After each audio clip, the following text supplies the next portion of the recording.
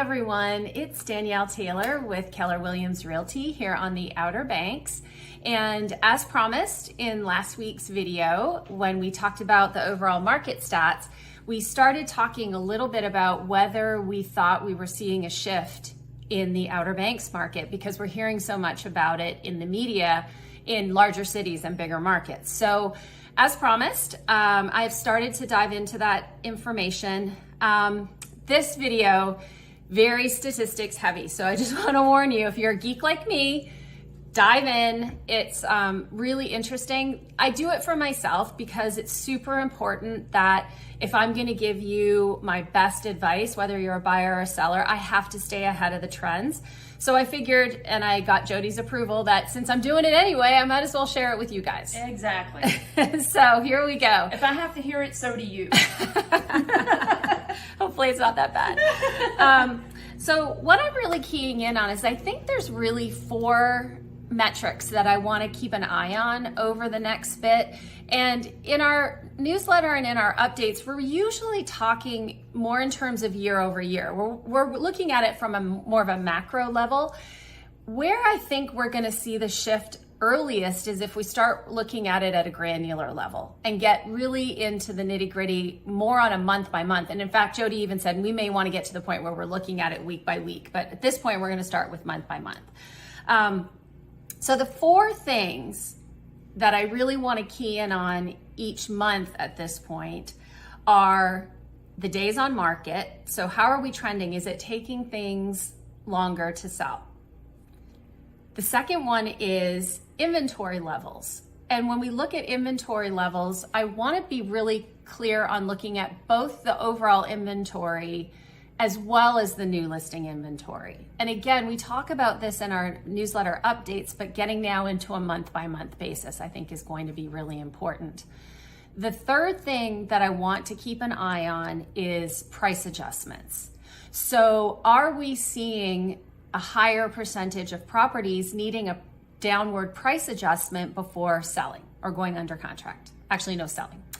And then the last one is overall median sale price. So how are we seeing that trend again on a month by month basis? So before I get too deep, let me just give you the disclaimer that all of this data is courtesy of the Outer Banks Association of Realtors, and it is all through April 30th, 2022.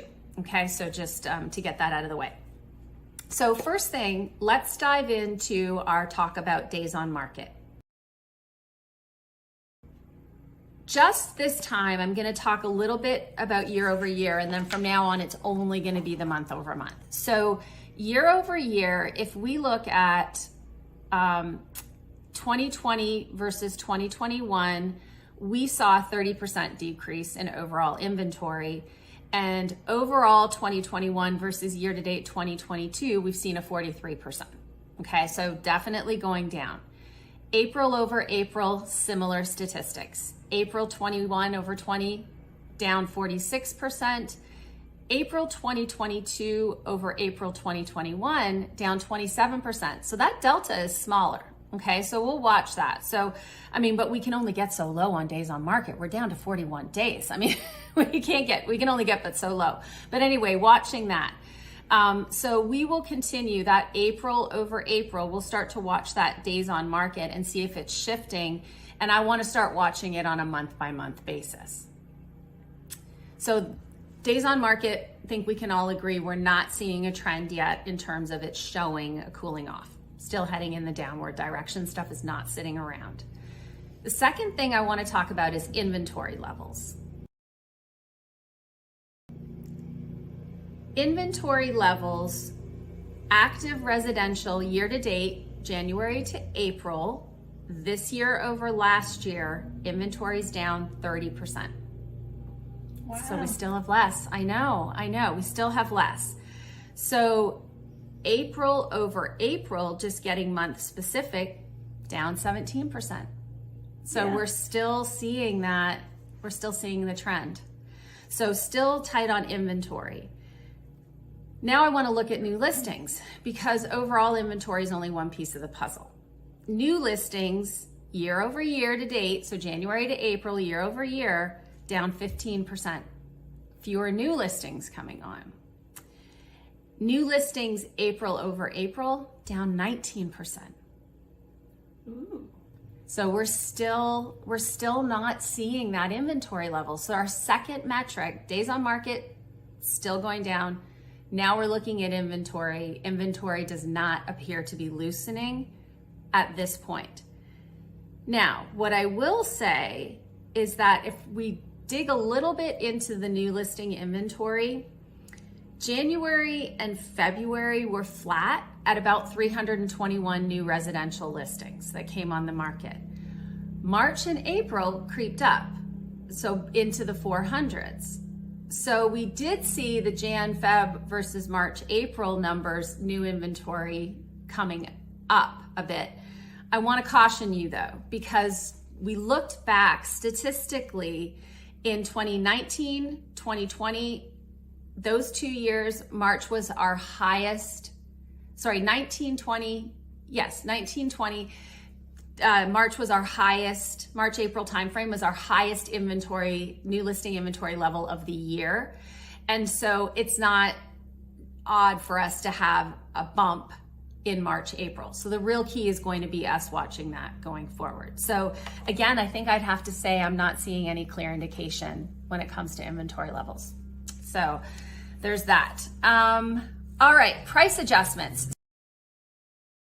So this one I find interesting because this is not a metric that I have actively tracked on a regular basis, and it's not something that we include in our newsletter. So it's very specific to this. So I went back in and analyzed actually back to 2019. So I did 19, 20, 21, and year to date 22. And I looked at the sold single family residential inventory, and I looked at what percentage of those sold units had a price increase, a price decrease, or stayed the same. Obviously the difference between those two. And it was really interesting for me. So if I look at straight year over year, in 2019, 43% of properties that sold, single family residential properties that sold, 43% had a price decrease before selling. That's high. It's high, right? Yeah. In 2020, that dropped to 33%. Okay, so we all know what happened in 2020. So the first half of 2020, huge question mark. Back half is when everything started shifting, right? 2021, down to only 20% of listings that sold had a downward price adjustment. And finally, year to date in 2022, 19%. So it's down, down, down, down. So just to make sure that we're not missing a trend, we looked at Jan to Feb, Feb to March, March to April of this year, just to see if there's anything happening there. It's following the same path, guys. So January was down 27%.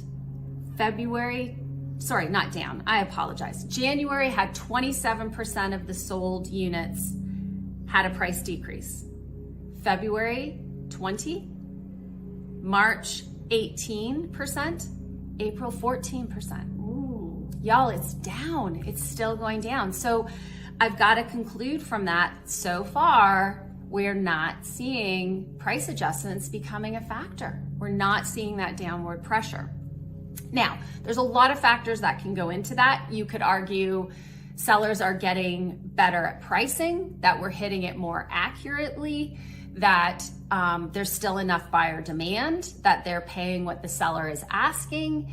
There's a million reasons why that could be happening. However, I think it's a good metric to watch that trend. Yeah, just the fact that it is happening. Exactly. So still less. So this is actually really good for our buyers out there is, if you find a property you love, you can look statistically what percent are really going to do a price adjustment before they sell, or is this really, if the data is pointing to the fact that this property is in the right range, we know only 14% of the properties last month did a price adjustment downwards. So most people are hitting it on the head. I'm going to say the odds are good that you're going to pay full price or more. That's right. As a buyer. That's right. And so the final thing that we always want to track is the median sale price. And so we know for a fact on a year-over-year basis, our median sale price is still strong. We talk about that in every newsletter video. April over April, median sale price, 22 over 21, up 22%. Not surprising. What I do find interesting, and I want to track as we go forward, is that April of 2022 marked the third consecutive month where our median single family sale price went down. Not by leaps and bounds, total of 6%, but a very interesting thing for us to keep an eye on. So that is the only metric, I would say, of our 4 that I saw that's giving me a moment. So we'll continue to watch that. As always, if you have specific questions or you want us to dive into anything specifically for you, let us know. Or if there's a statistic that you think would be a good trend line for us to watch, then let us know. We'd be happy to include it. So until next month with my supplemental statistics update, I hope everybody's great and I hope you have a wonderful Memorial Day weekend.